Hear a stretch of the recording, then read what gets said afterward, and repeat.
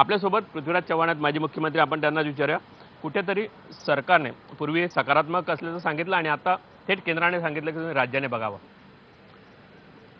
आता असं आहे की मुख्यमंत्र्यांची, अर्थमंत्र्यांची आणि कृषी मंत्र्यांची काय चर्चा झाली ते आम्हाला कोणाला माहीत नाही. मुख्यमंत्र्यांनी जे सांगितलं तेच आपण ऐकलं.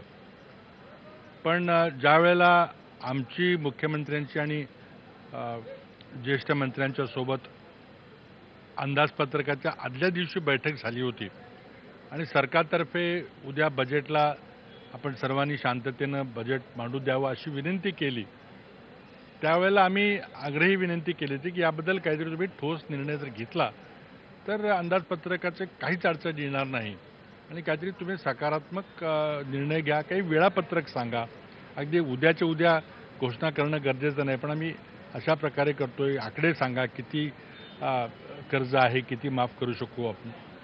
आणि त्याकरता मग मुख्यमंत्र्यांनी एक सूचित केलं की नाही, आमचं तर सगळं काय आम्हाला करता येणार. ते आकडे सांगितले आम्हाला की एवढं कर्ज आहे, एवढं सहकारी बँकांचं कर्ज आहे, एवढं राष्ट्रीयकृत बँकांचं कर्ज आहे.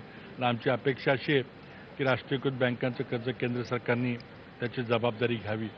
आणि त्या मिटिंगमध्ये असं ठरलं की तातडीनं मुख्यमंत्र्यांनी पंतप्रधानांना जाऊन भेटावं आणि त्यांनी विनंती करावी. मी त्याच वेळेला आपल्या सर्व मित्रांना सांगितलं होतं की पंतप्रधान कार्यालयामध्ये मी काम केलेलं आहे, 6 वर्ष काम केलेलं आहे. पंतप्रधानांची अशी तडकाफडकी भेट लगेच होत नाही. एका बाजूला ती आधी पूर्वतयारी त्याची झालेली असते, काय विषय घ्यायचा, काय मांडायचा आणि त्यातून निर्णय काय घ्यायचा हे आधी ठरलेलं असतं. आणि त्याचबरोबर दुसरी बाजू अशी आहे की महाराष्ट्रासारख्या एका इतक्या मोठ्या राज्याच्या मुख्यमंत्र्यांनी जर तातडीची वेळ मागितली तर पंतप्रधान ती वेळ देणाऱ्याचं कधीच होत नाही. पण जर निर्णय जर सकारात्मक होणार नसेल तर कितीही तुम्ही आधी सांगितलं तर ते काही भेट होणार नाही. आणि त्यामुळं मी त्यावेळेला सांगितलं होतं की पंतप्रधान जर मुख्यमंत्र्यांना भेटले तर त्यातून काहीतरी मग आशेचा किरण निर्माण होईल. पण गेल्यावर आपल्याला कळलं की पंतप्रधानांनी भेट नाकारली आणि मग त्यांनी अर्थमंत्री आणि कृषी मंत्र्यांना भेटायला सांगितलं. शिवसेनेचेही मंत्री त्या बैठकीला होते असं मला समजलं. पण कुठेतरी टाळाटाळ होते. सगळं केंद्र म्हणतं राज्याने बघावं, राज्य म्हणतं आम्ही केंद्राकडे मदतीला जाणार. तर राज्य सरकारने स्पष्ट सांगितलं होतं की आम्ही एक ठराविक रकमेपर्यंत जबाबदारी घेऊ, बाकीची केंद्राने घेतली पाहिजे. पण महत्त्वाचा विषय असा आहे की त्या अर्थमंत्र्यांच्या बैठकीनंतर पंतप्रधान तर काही भेटले नाहीत आणि अर्थमंत्र्यांच्या बैठकीनंतर अर्थमंत्री सकारात्मक विचार करतील असं मुख्यमंत्री म्हणाले. भाषण मुख्यमंत्र्यांनी केलं. आता सकारात्मक विचाराचा अर्थ आपण काय काढायचा. आणि त्यामुळं इतके दिवस आम्हाला वाटलं की आता ही कॅल्क्युलेशन चालू आहेत, आकडेवारी चालू आहे, कोणी किती पैसे घ्यायचे काहीतरी चालू आहे.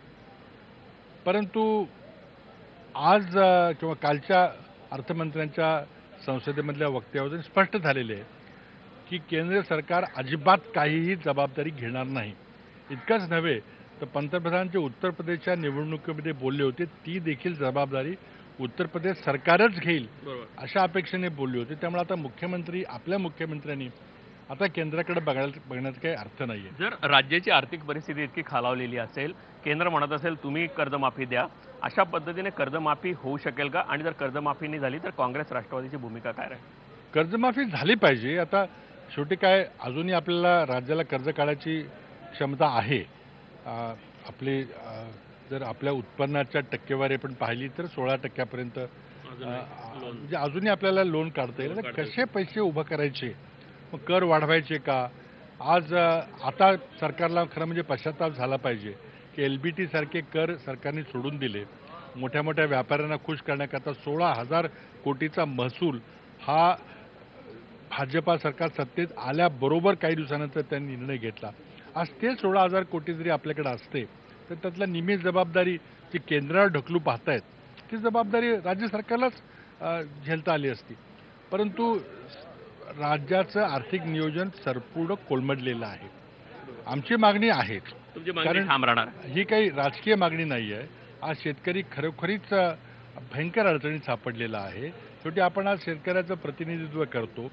आज भाजप सरकार आल्यापासून 8,000च्या वर शेतकऱ्यांनी आत्महत्या केलेली आहे. गेल्या वर्षीचे केंद्र सरकारचे आकडे आहेत की 3,052 शेतकऱ्यांनी आत्महत्या केली. म्हणजे देऊ शकतं, राज्य सरकार देऊ शकतं, दिले पाहिजे राज्य सरकार. त्याला कर्ज काढावं लागलं तरी इतर ठिकाणी काहीतरी काटछाट करून दिलं पाहिजे.